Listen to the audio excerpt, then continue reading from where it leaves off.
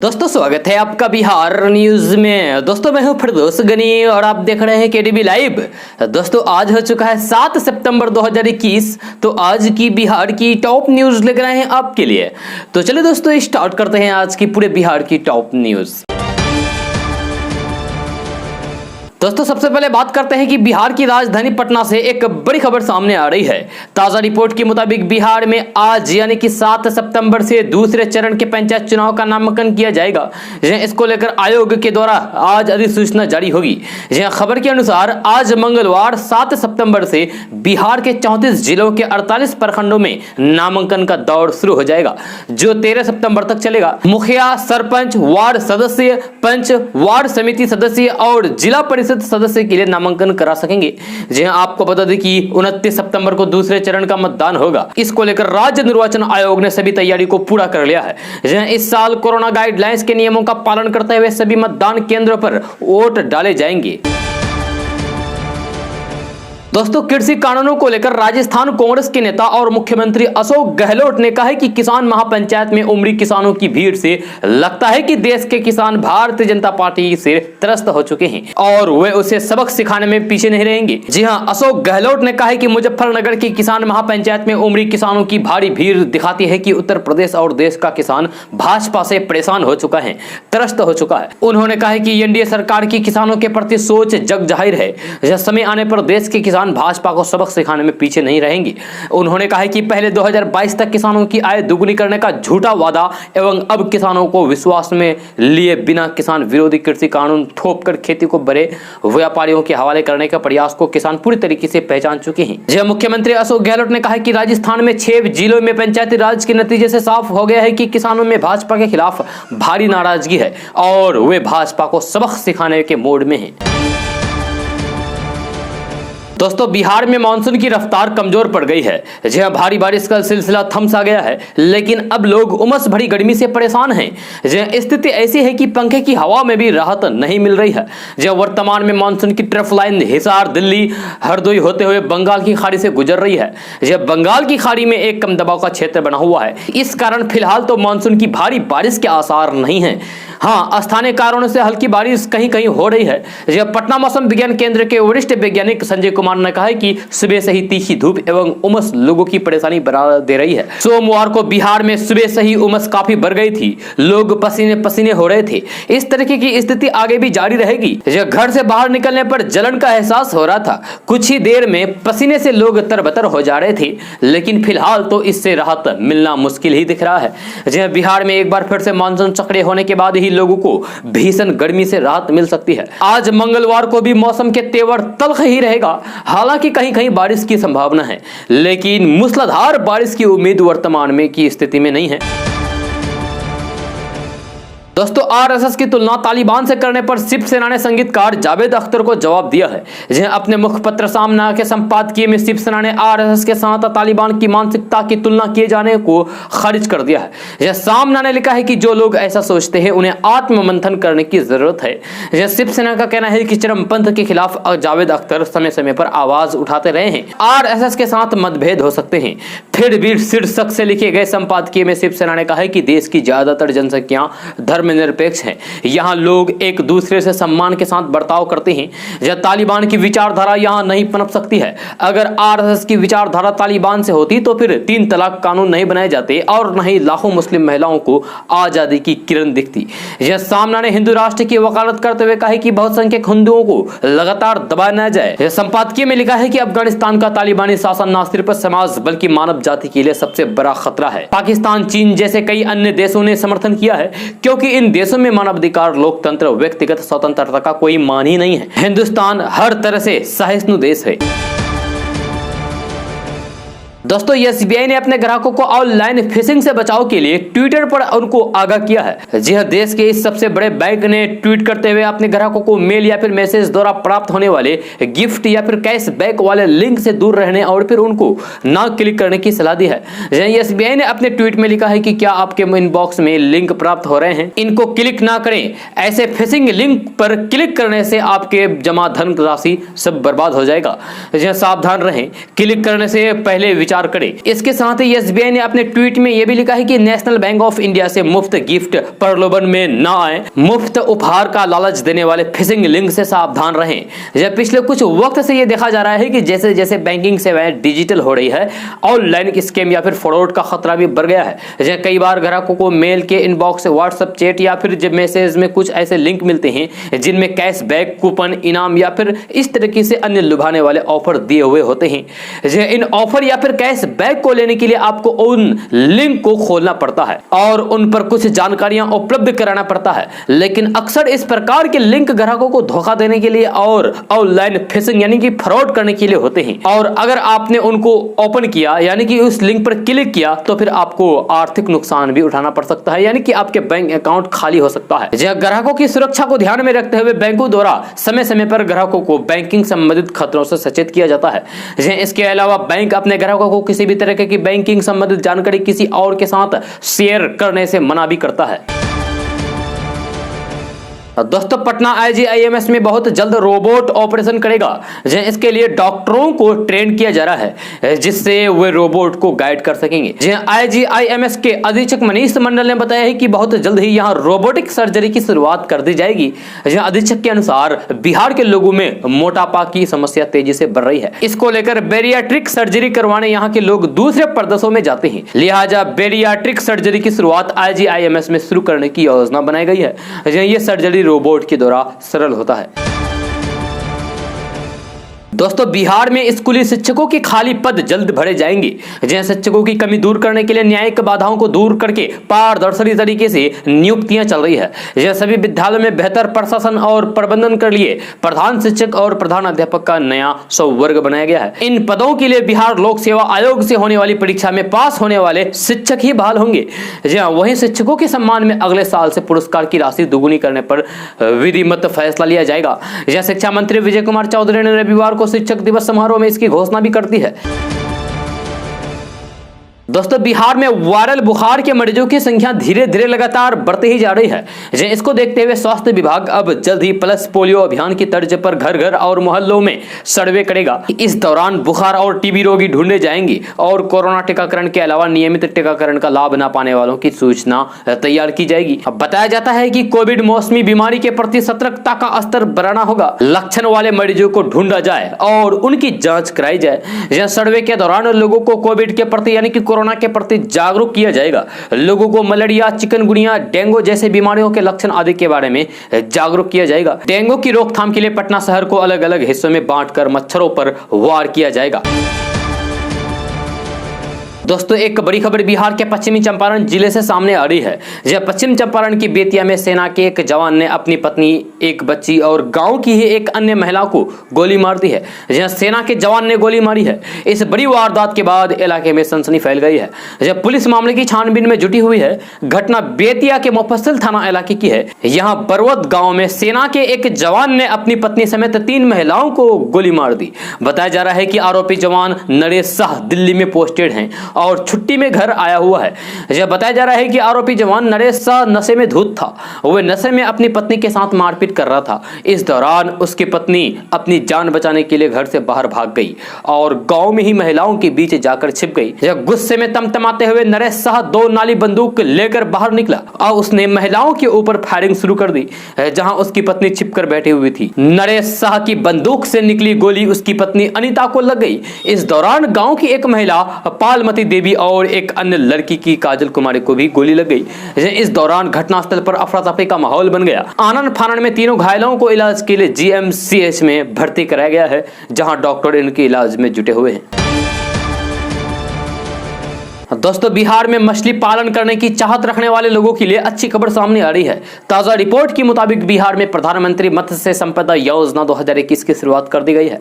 यह लोग इस योजना के तहत जुड़कर मछली पालन करने के लिए सरकार से अनुदान प्राप्त कर सकते हैं और मछली पालन करने का बिजनेस भी शुरू कर सकते हैं। खबर के अनुसार प्रधानमंत्री मत्स्य संपदा योजना बिहार का लाभ मछुआरे, मत्स्य पालक, मत्स्य विक्रेता, मत्स्य मजदूर, मत्स्य विकास अधिकरण, स्वयं सहायता समूह, संयुक्त देवता समूह, मत्स्य जीवी सहयोग समिति, मत्स्य फेडरेशन, मत्स्य उद्यमी कंपनी, मत्स्य उत्पादक समूह संस्थान, अनुसूचित जाति, जनजाति, महिला, दिव्यांग लोग प्राप्त कर सकते हैं। इस योजना का लाभ लेने के लिए आपको दस्तावेज लगेगा और यह दस्तावेज है आधार कार्ड, मोबाइल नंबर, जाति प्रमाण पत्र, आय प्रमाण पत्र, बैंक अकाउंट, भूमि के कागजात आदि।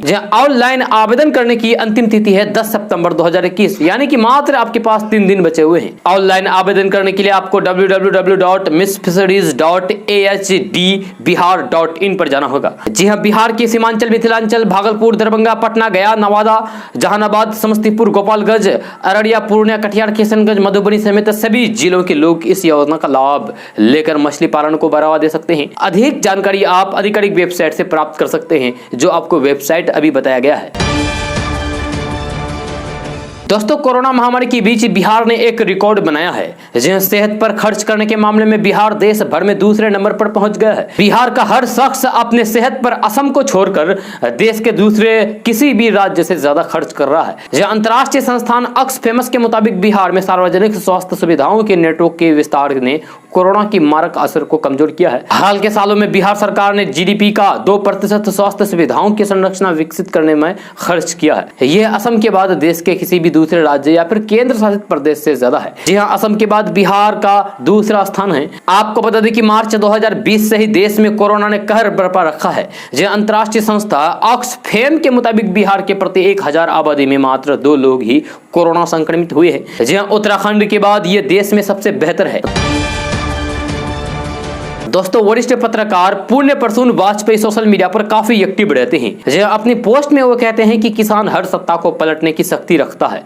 मुजफ्फरनगर की किसान महापंचायत का जिक्र करते हुए उन्होंने कहा है कि किसान जाति में ना बटे, किसान खाप में ना बटे। किसानों को ही जाति धर्म मान ले तो फिर हर सत्ता को पलट देगा किसान आंदोलन। किसान महापंचायत पर एक वीडियो शेयर करते हुए उन्होंने कहा है कि लाखों की तादाद में किसानों की मौजूदगी को कौन गिनेगा। दोस्तों, बिहार सरकार यास तूफान से नुकसान हुए फसलों पर मुआवजा दे रही है। इसके लिए बिहार के हजारों किसान आवेदन कर चुके हैं। अब आवेदनों की जांच हो रही है। इस बीच सरकार ने नियम में कुछ बदलाव किए हैं। अब किसान की खेत में तस्वीर लेना जरूरी नहीं है। इसकी जगह कृषि समन्वय को शपथ पत्र देना होगा। राशि बांटने में तेजी हो, इसके लिए कृषि विभाग ने पहले से ही जिलों से आपदा प्रबंधन एडीएम की लिस्ट तक मांगी है। जी हाँ, बिहार सरकार ने कृषि इनपुट अनुदान योजना का लाभ लेने के लिए किसानों से 12 सितंबर तक आवेदन मांगे है। यह मुआवजा सभी पंजीकृत रैयत और गैर रैयत किसानों को दिया जाएगा। क्षतिपूर्ण के रूप में किसानों को कम से कम 1000 रुपए दिए जाएंगे। असिंचित फसल क्षेत्र के लिए 6800 रुपए, सिंचित क्षेत्र के लिए 13500, गन्ना आदि सहित के लिए 18000 रुपए प्रति हेक्टेयर का मुआवजा दिया जाएगा। जी हाँ, अगर आप तूफान प्रभावित किसान हैं तो योजना के लाभ के लिए आपको पहले आवेदन करना होगा। किसी तरह की कोई भी दिक्कत ना हो, इसके लिए कृषि विभाग ने हेल्पलाइन नंबर जारी किया है। जी हाँ, किसान टोल फ्री नंबर 1800-180-155 पर फोन कर सकते हैं या फिर कृषि जिलाधिकारी से मदद ले सकते हैं। आवेदन करने के लिए बिहार कृषि विभाग की वेबसाइट पर लिंक दिया गया है। दोस्तों, कोरोना के अब आए दिन उसके नए नए वेरिएंट सामने आ रहे हैं और दुनिया भर के वैज्ञानिक उसकी काट खोजने में लगे हैं। इस बीच उत्तर प्रदेश की सीमा से लगने वाले बिहार के जिलों में बच्चों में वायरल बुखार ने तेजी से पांव पसारना शुरू कर दिया है। जी हाँ, गोपालगंज, छपरा और सीवान जिलों में बड़ी संख्या में बीमार बच्चे अस्पतालों में पहुंच रहे हैं। इस बीमारी की चपेट में सबसे ज्यादा 14 वर्ष तक के बच्चे आ रहे हैं।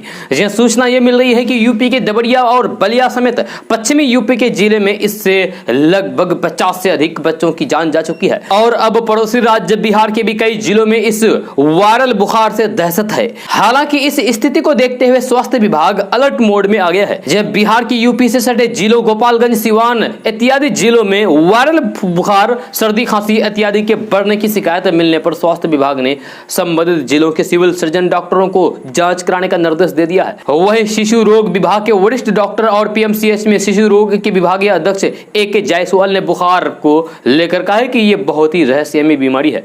यह यूपी के आगरा, मथुरा के कई जिलों में ऐसे मामले मिले हैं जिसमें समय नहीं मिला है कि बच्चों को बचाया जा सके। साथ ही डॉक्टरों ने कहा है कि हालांकि वहां के बच्चों में जो लक्षण दिखे हैं वो बिहार के बच्चों में जो बीमारी है उससे मैच नहीं हो रहा है। इसके साथ ही डॉक्टरों का कहना है कि यह बीमारी एक तरह का वायरल है। इस बीमारी का डेंगू से लक्षण जरूर मिलता है, लेकिन इसके बावजूद भी यह बीमारी अलग है। बच्चों में मिलने वाले वायरल की वजह से बुखार के साथ बदन, हाथ दर्द, कमजोरी, उल्टी और लीवर में सूजन जैसे लक्षण दिख रहे हैं। जी हालांकि राहत की बात यह है कि बिहार में अभी यह तेजी से नहीं फैल रहा है, लेकिन यूपी से सटे जो भी बिहार के जिले हैं वहां कुछ मामले इस तरह के मिले हैं।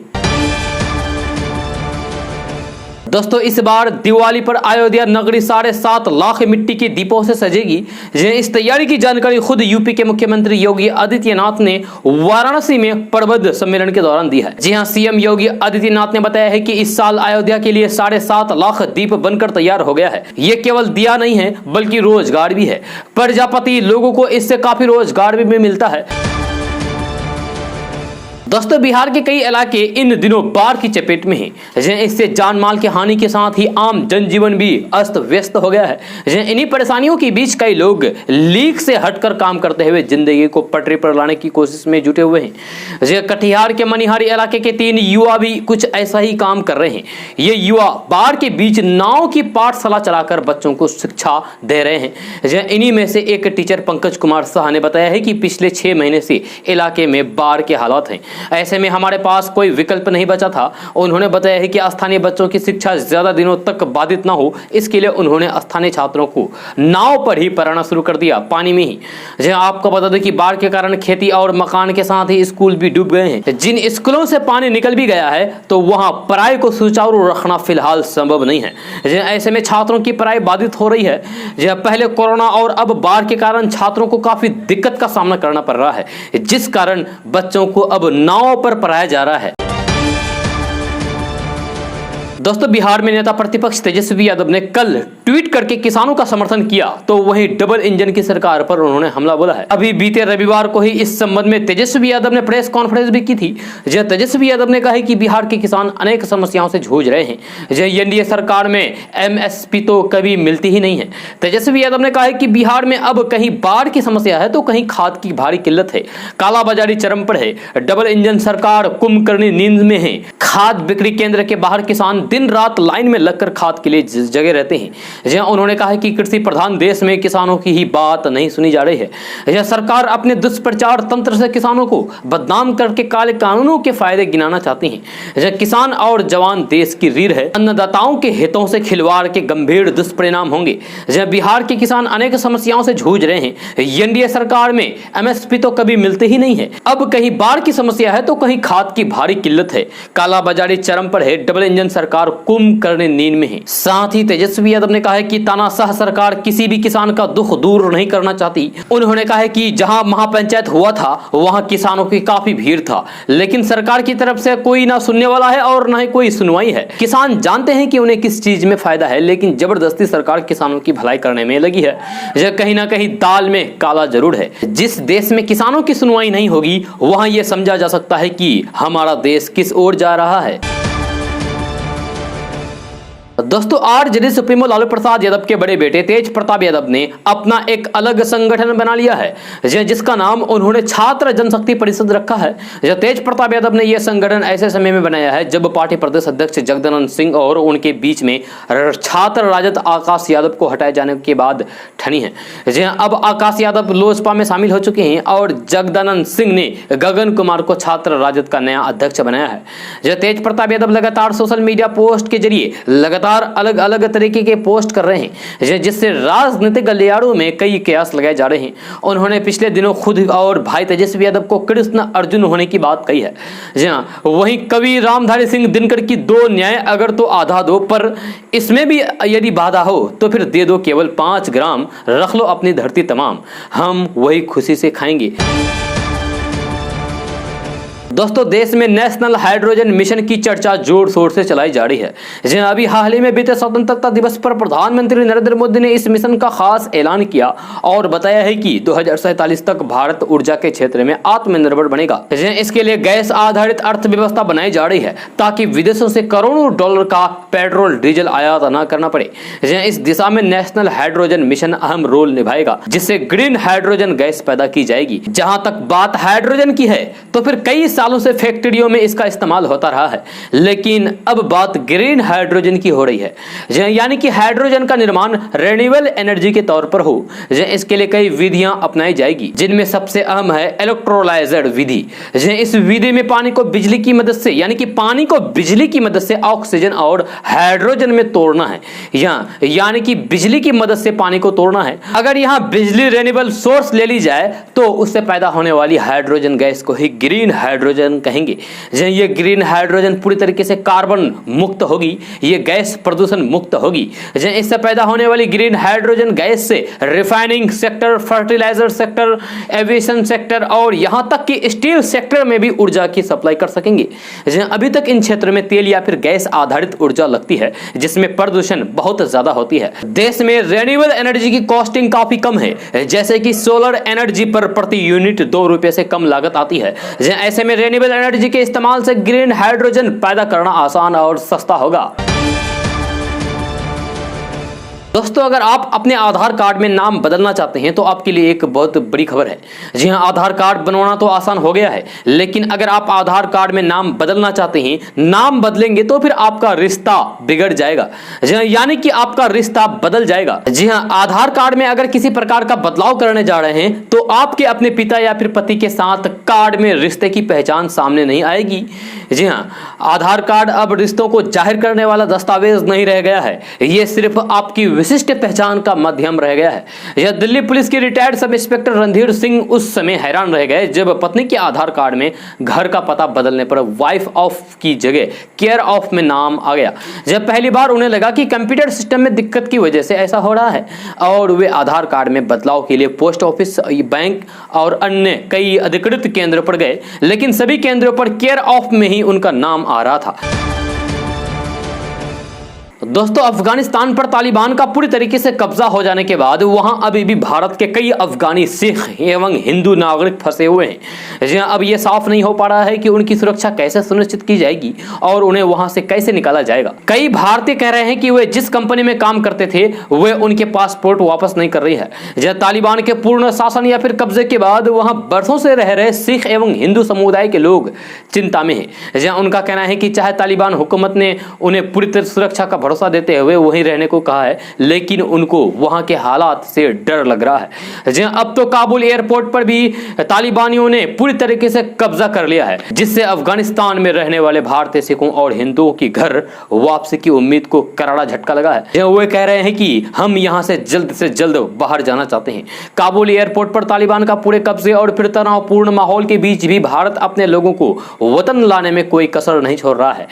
इतना ही नहीं, तालिबानी हुकूमत उन्हें सही सलामत एयरपोर्ट तक पहुंचाने दें, इसके लिए भी उच्च स्तर पर बातचीत चल रही है। जी हाँ, मगर आपको यह जानकर शायद ही हैरानी होगी कि भारतीय मुल्क के तमाम अफगानी नागरिक की पहली पसंद भारत नहीं बल्कि अमेरिका या फिर कनाडा समेत कई अन्य देश हैं। दोस्तों, बिहार प्रकृति के वरदान से फलीभूत है। जी हाँ, इसके इसी वरदान से यहाँ के किसान क्या कुछ नहीं करते हैं। अब इसी उर्वर धरती से दुनिया के सबसे महंगा तेल निकाला जाएगा, जिसकी कीमत लगभग 50,000 रुपये लीटर है। यह जानकर हैरानी होगी कि इसके खरीदार भी हैं, और इस तेल में इतने पोषक तत्व हैं कि हर कोई इसका इस्तेमाल करना चाहेगा। जी हाँ, दरअसल बिहार कृषि विश्वविद्यालय सबौर पान उत्पादक किसानों की बेहतरी के लिए काम कर रहा है। इसी दिशा में GI टैग प्राप्त मगई पान के तेल की खोज की गई है। इस तेल से किसानों की आय निश्चित तौर पर 2 गुनी क्या बल्कि 4-5 गुनी हो जाएगी। इसके लिए नालंदा में स्थित पान अनुसंधान केंद्र इस्लामपुर में पान से तेल निकालने की हाईटेक मशीन लगेगी। इस काम के लिए टेंडर की प्रक्रिया पूरी कर ली गई है। चयनित कंपनी को जल्द ही विश्वविद्यालय द्वारा स्वीकृति पत्र दिया जाएगा। इस मशीन से पान की खेती करने वाले किसान तेल निकलवा सकते हैं। यह तेल निकलवाने में कितनी कीमत लगेगी यह अभी तय नहीं है। लखनऊ में पान के 1 लीटर तेल की कीमत लगभग 50,000 रुपए लीटर है। 1 किलो पान में लगभग 10 लीटर तेल निकलता है। किसानों को अपने तेल की मार्केटिंग खुद ही करनी होगी। बिहार कृषि विश्वविद्यालय इसमें सहयोग करेगा। बिहार में 5,000 हेक्टेयर जमीन पर पान की खेती होती है। पान से तेल निकलने की मशीन लगने से पान उत्पादक किसानों की आय में कई गुना वृद्धि हो जाएगी। पान की किसानी बिहार में लाभकारी होगी, इससे इसके रकबे का विस्तार होगा। मशीन लगाने की प्रक्रिया चल रही है, जल्द ही इसके लिए स्वीकृति पत्र कंपनी को दे दी जाएगा। दोस्तों, किसान महापंचायत के दौरान किसान नेता योगेंद्र यादव उत्तर प्रदेश के मुख्यमंत्री योगी आदित्यनाथ पर जमकर बरसे। जी हां, उन्होंने पीएम मोदी और फिर यूपी के सीएम योगी पर सांप्रदायिकता की सियासत करने का आरोप लगाते हुए कहा कि भाजपा सरकार की विभाजनकारी रणनीति यानी कि राजनीति अब उत्तर प्रदेश में नहीं चलेगी। उन्होंने कहा कि जो देश के लोगों को बांटे हुए योगी नहीं बल्कि देशद्रोही है। जी हां, उन्होंने सरकार को चेतावनी देते हुए कहा कि मुजफ्फरनगर महापंचायत से सरकार को चेता दिया गया और दिल्ली तक आवाज पहुंचा दी गई, वे तोड़ देंगे हम जोड़ेंगे। अपने संबोधन के दौरान किसान नेता योगेंद्र यादव ने बीजेपी सरकार पर बरसते हुए कहा कि खून की नदी बहाकर इन लोगों ने राजनीति की थी। जो घर में आग लगाकर अपनी रोटी सेकेंगे वे घर का दोस्त है या फिर दुश्मन। योगेंद्र यादव ने कहा कि ये योगी नहीं है बल्कि देशद्रोही है। भारत माँ के दो लाल हिंदू और मुसलमान में जो झगड़ा करवाए वे भारत माँ का बेटा नहीं हो सकता। आज मुजफ्फरनगर में हम लोग मिलकर कहते हैं कि तुम तोड़ोगे हम जोड़ेंगे। हमने महापंचायत में हिस्सा लेने आए किसानों से कहा है कि हम सबकी आवाज दिल्ली तक पहुंचनी चाहिए। दोस्तों, स्टीवंस जॉनसन सिंड्रोम बीमारी से जूझ रहे भाजपा प्रदेश अध्यक्ष संजय जायसवाल को एम्स पटना से छुट्टी मिल गई है। बीमारी के कारण शरीर में हुए घाव के काफी हद तक भरने के बाद संजय जायसवाल को अस्पताल से छुट्टी मिली है। इसके बाद वे अब अपने बेतिया में स्थित घर पर स्वास्थ्य का लाभ ले रहे हैं। संजय जायसवाल करीब 10 दिन से एम्स पटना में भर्ती थे। उन्होंने सोशल मीडिया के जरिए अपनी बीमारी के बारे में बताया था। स्टीवंस जॉनसन सिंड्रोम जैसी दुर्लभ बीमारी से पीड़ित संजय जायसवाल ने सोशल मीडिया पर बताया था कि उनके चमड़े में ग्रेड बर्न बन रहा है, इसीलिए वे किसी से मिल नहीं सकते। इस बीमारी में बुखार होता है और ये त्वचा, स्लेम्स, झिल्ली, जननांगों और आंखों को प्रभावित करता है। इसके घाव शरीर में कहीं भी हो सकते हैं। घाव में इन्फेक्शन होने का खतरा हमेशा बना रहता है, इसीलिए इससे पीड़ित लोगों को जख्मों के ताजा रहने के दौरान लोगों से मिलने जुलने की इजाजत डॉक्टर नहीं देते हैं। दोस्तों, अगर आप ट्रेन में सफर करते हैं तो फिर आपके लिए एक खुशखबरी है। जी हां, अब ट्रेन का रिजर्वेशन कैंसिल कराए बिना यात्रा की तारीख बदली जा सकती है। जी हां, अचानक से यात्रा की प्लानिंग बदलने वालों को इस नई सुविधा से राहत मिलेगी। जी हां, कभी कभी ऐसा होता है कि अंतिम समय में प्लान बदल जाने से यात्री के पास टिकट कैंसिल कराने के सिवाय दूसरा कोई भी विकल्प नहीं रहता है।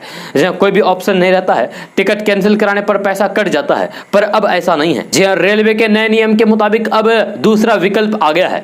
यह दूसरा विकल्प यह है कि ट्रेन यात्रा को प्रीपोन या फिर पोस्टपोन कर सकते हैं। चाहे तो यात्रा का बोर्डिंग स्टेशन भी बदल सकते हैं। बुक ट्रेन टिकट में दर्ज यात्रा तारीख को स्थगित करने या फिर उसे बदलने के लिए स्टेशन काउंटर पर जाना होगा। यात्रा की तारीख में एक टिकट पर केवल एक ही बार परिवर्तन करवा सकते हैं, चाहे वो टिकट कंफर्म हो या फिर RAC या वेटिंग। दोस्तों, बिहार में नौकरी की तलाश कर रहे बेरोजगार युवाओं के लिए बीएसएफ में नौकरी करने का मौका मिल रहा है। जी हां, यानी कि सेना में नौकरी करने का मौका मिल रहा है। ताजा रिपोर्ट के मुताबिक बीएसएफ में खाली पड़े पदों पर भर्ती को लेकर आवेदन मांगे गए हैं। युवा आवेदन की प्रक्रिया को पूरा कर सकते हैं। भर्ती नोटिफिकेशन के अनुसार इन पदों पर आवेदन करने के लिए उम्मीदवारों की योग्यता पदों के अनुसार स्नातक होनी चाहिए। जी हां, SSB के द्वारा जारी इस नोटिफिकेशन के अनुसार इच्छुक और योग्य उम्मीदवार 31 दिसंबर 2021 तक आवेदन कर सकते हैं। जी हां, बीएसएफ की आधिकारिक वेबसाइट पर जाकर आप आवेदन कर सकते हैं। जी हां, और ये वेबसाइट है www.bsf.gov.in। इच्छुक उम्मीदवार आधिकारिक वेबसाइट पर जाकर के प्रकाशित नोटिफिकेशन को पढ़ें और दिए गए दिशा निर्देशों का पालन करें। दोस्तों, बाढ़ का कहर झेल रहे बिहार के बाढ़ की विभीषिका को नजदीक से देखने और उससे हुए नुकसान का आकलन करने के लिए 6 सदस्यीय केंद्रीय टीम कल पटना पहुंच गई है। केंद्रीय गृह मंत्रालय के संयुक्त सचिव RK सिंह के नेतृत्व में पहुंची इस टीम में विभिन्न मंत्रालय के 5 अन्य अधिकारी भी हैं। बिहार के बाढ़ प्रभावित 26 जिलों में से 16 जिलों में अभी भी बाढ़ की स्थिति गंभीर है। सरकारी आंकड़ों की ही बात करें तो अब तक 53 लोगों की बाढ़ की वजह से जान जा चुकी है, जबकि लाखों लोग बेघर हैं और वे या तो फिर खुले आसमान के नीचे रह रहे हैं या फिर राज्य सरकार द्वारा यानी कि बिहार सरकार द्वारा बनाए गए अस्थायी कैंपों में रह रहे हैं। बाढ़ पीड़ितों के लिए राज्य सरकार ने सामुदायिक किचन की भी व्यवस्था की है, जहां उन्हें भोजन भी दिया जा रहा है। इसके साथ ही वैक्सीनेशन सेंटर भी बनाए गए हैं। मुख्यमंत्री नीतीश कुमार लगातार बाढ़ ग्रस्त इलाकों का सड़क और जल मार्ग के अलावा एरियल सर्वे भी करा रहे हैं और बाढ़ पीड़ितों से भी मिल रहे हैं। दोस्तों बिहार पंचायत चुनाव को लेकर 6 पदों के लिए प्रत्याशियों के बीच आपाधापी मची हुई है। इसमें दिलचस्प बात यह है कि चुनाव में पहली बार मुखिया से अधिक वार्ड सदस्य पद के लिए ज्यादा क्रेज है। सबसे अधिक वार्ड सदस्य के लिए ही नामांकन हो रहे हैं। पहले मुखिया पद को लेकर मारामारी होती थी। जानकारी के अनुसार बिहार में पहले चरण में 2 दिनों में कुल 2526 नामांकन पत्र दाखिल किए गए हैं, जिसमें से 1582 नामांकन पत्र सिर्फ वार्ड सदस्य पद के लिए है। दोस्तों एक तरफ देश में रविवार को टीचर्स डे के मौके पर अपने गुरु का सम्मान किया गया, बदले में गुरुजी भी अपने शिष्यों को आदर्श जीवन की नसीहत देते दिखे। जहां कई तरह के कार्यक्रम भी आयोजित किए गए, लेकिन गया शहर में संचालित प्रसिद्ध शिक्षण संस्थान जुबेर खान बायोलॉजी शिक्षण संस्थान में टीचर्स डे के मायने ही बदल दिया गया। यहाँ टीचर्स डे के मौके पर लौंडा नाच का आयोजन किया गया। जहाँ वही कोचिंग के संचालक भी इस दौरान अपने शिष्यों संग ठुमके लगाते नजर आ रहे, जहाँ जिसका वीडियो तेजी से वायरल हो गया। लोग कोचिंग की आलोचना कर रहे हैं। गया में शिक्षक दिवस के मौके पर बायोलॉजी शिक्षण संस्थान के संचालक जुबेर खान अपने ही संस्थान में अश्लील और लौंडा नाच गाने पर ठुमके लगाकर गुरु शिष्य का संबंध तार तार कर देने का मामला सामने आया है। वहीं गया शहर के करीमगंज मोहल्ले में रहने वाले प्रसिद्ध जुबेर खान शिक्षण संस्थान के संचालक जुबेर खान 5 सितंबर को शिक्षक दिवस के मौके पर बच्चों के साथ ठुमके लगाते हुए सोशल मीडिया पर वीडियो तेजी से वायरल हो रहे हैं। यहाँ जुबेर खान कोचिंग में लौंडा नाच के साथ छात्र के साथ कोचिंग संचालक भी जुबेर खान नाचते हुए नजर आए। आपको बता दूं कि पिछले साल भी यानी कि पिछले साल भी शिक्षक दिवस के मौके पर कोचिंग में पढ़ने वाले छात्र छात्राओं के साथ अश्लील गानों पर डांस करते वीडियो वायरल हुआ था, जिसे काफी इन्हें आलोचना का सामना करना पड़ा था। लेकिन एक बार फिर से गुरु शिष्य को बदनाम करते हुए इस साल भी शिक्षक दिवस के मौके पर बच्चों के साथ अश्लील गाने पर कोचिंग संचालक जुबेर खान खुद ठुमके लगाते हुए दिखे।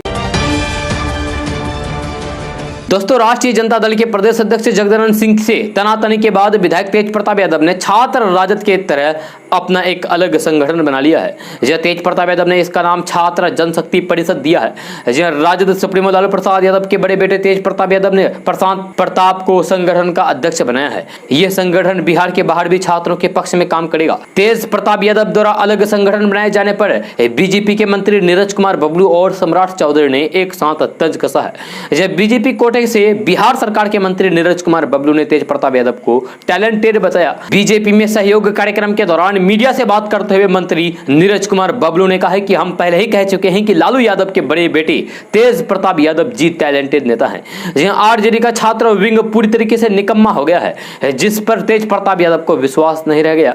इसलिए अपने टैलेंट का उपयोग करते हुए तेज प्रताप यादव ने अपना नया विंग बनाया है, जिसका नाम तेज प्रताप ने छात्र जनशक्ति परिषद दिया।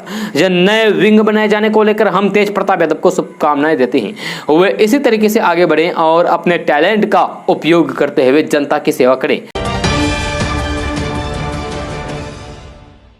दोस्तों आज का न्यूज़ बस यहाँ तक। कैसा लगा जरूर अपना सुझाव दीजिएगा नीचे कमेंट बॉक्स में कमेंट करके। अगर आप नए आए इस चैनल पर तो फिर चैनल को सब्सक्राइब करके बेल आइकन भी प्रेस कर दीजिए और साथ में वीडियो को लाइक कर दीजिए, अपने दोस्तों के साथ शेयर भी कीजिए। तो चलिए दोस्तों फिर मिलते हैं अगले वीडियो में। जय हिंद, जय बिहार।